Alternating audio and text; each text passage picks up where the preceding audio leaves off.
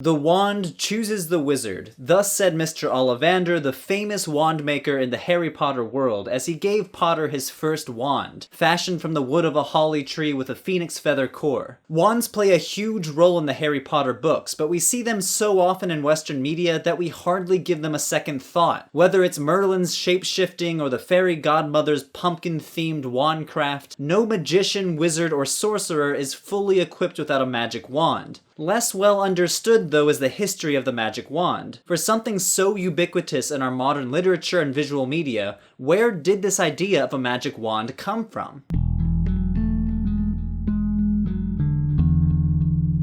In many respects, it's impossible to pinpoint the precise origin of the magic wand. Humans have been carrying sacred sticks as a symbol of authority for thousands of years in cultures all over the world. Whether you are a Siberian shaman or a Persian magi, staffs, sticks, and scepters are a normal feature of ritual specialists worldwide. Ancient Egyptian art depicts pharaohs holding ritual staffs, perhaps indicating their kingship. And in Greco-Roman religion, the goddess Circe famously wields a wand in the story of the Odyssey, striking Odysseus's crew with it to transform them into pigs. Even early Christian depictions of Jesus portray him carrying some sort of wand or staff. Here he is turning water into wine on a door panel of the Santa Sabina Basilica in Rome, dating to the 5th century, and here he is again raising Lazarus from the dead on a 4th century Christian sarcophagus. All this to say, the origin of the magic wand is really obscure, and I'm not even going to try to trace a direct line of influence between all these different cultures. Just like any other tool, it seems like different human communities independently came to the same idea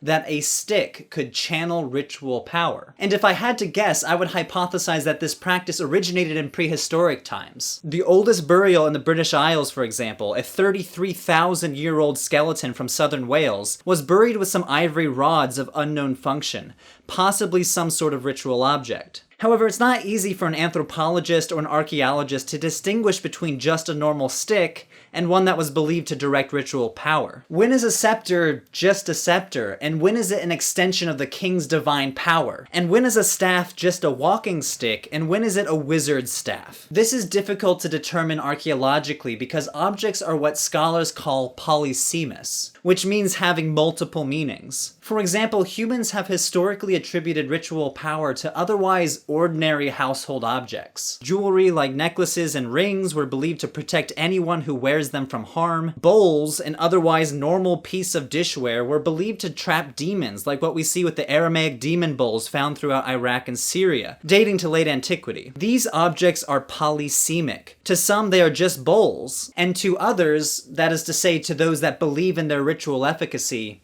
these objects are magical objects. But the sheer abundance of these household objects makes them readily available strategies to adopt and adapt into magical rituals. The magic wand fits into this category, easily obtainable objects that humans adapt into objects of ritual power. But even if we can't pinpoint the precise origin of magic wands, we can more easily trace the direct influences to our stereotypical portrayals of magic wands in Western literature and media. For the direct influences of these representations, we need to look at Celtic, Anglo-Saxon, and Norse mythology. Old Norse actually has a word for magic wand, gambantane, which appears in a collection of anonymous Norse poems dating before the 13th century CE. In the poem Skirnismal, the messenger of the god Frey by the name of Skirnir wields a magic wand to curse a girl named Gareth. Although the text is ambiguous, it seems to imply that the magic wand has mind control powers. I strike thee, maid, with my gambantane to tame thee to work my will. J.R.R. Tolkien himself, author of The Lord of the Rings, was influenced by this collection of epic poems that the Skirnismal appears in. So we should consider how this literature influenced the modern fantasy genre. But what about Celtic and Anglo-Saxon influence? The Harry Potter world discusses the importance of what type of wood was used to fashion a wand. Harry's wand is from the holly tree, Voldemort's original wand was made from the yew tree, Professor Trelawney's is made from hazel. The magical efficacy of different wood is well attested in medieval literature. In Celtic Celtic lore, yew wood in particular is described as being used in divination practices. Anglo-Saxon magical medical texts call for hazel to be used to heal spider bites or wounds. And wood from the holly tree was thought to offer protection in Anglo-Saxon lore against fairies and elves. By the High Middle Ages, it seems like these ideas were incorporated into the magical books of the literate elite in Europe. The technical term for these books are grimoires. The Key of Solomon, a grimoire that circulated widely in Western Europe during the Renaissance period, gives explicit instructions on how to make magic wands. The staff should be of elderwood or cane, and the wand of hazel or nut tree.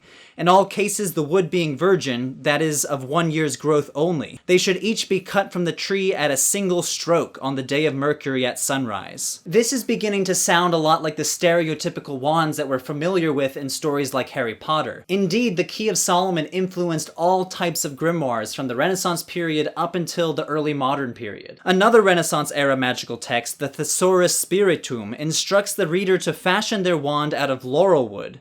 Ne'er as big as your arm at the hand, and it must be just a cubit long, and the bark taken off it. And again, a stick about a cubit long, having its bark stripped off of it, sounds a lot like the stereotypical wands that we see today represented in movies. So even though the precise origin of magic wands is really obscure, it seems that our modern fantasy genre derives its inspiration from Anglo-Saxon, Celtic, and Norse mythology, routed through the practice of writing and sharing grimoires during the Renaissance. Today, magic wands are most often viewed as toys or prop pieces for stage magicians. However, they do appear in some modern religious practices, especially among new religious movements such as contemporary paganism. In Wicca, for example, practitioners make their own wands for spell-casting rituals. But whether you are a devoted Wiccan yourself or just dressing up as Harry Potter for a costume party, the magic wand remains a ubiquitous feature in human mythology. Thousands of years ago, cultures from all over the world came to view the lowly stick as one of the most powerful tools, and even to this day, they continue to capture our imagination. Religion for Breakfast aims to bring academic religious studies research to YouTube. If you want to join me in this mission, please consider becoming a patron of the show. Even a small monthly contribution on Patreon will help keep the channel afloat. Thank you for watching and subscribing, and stay tuned for next time.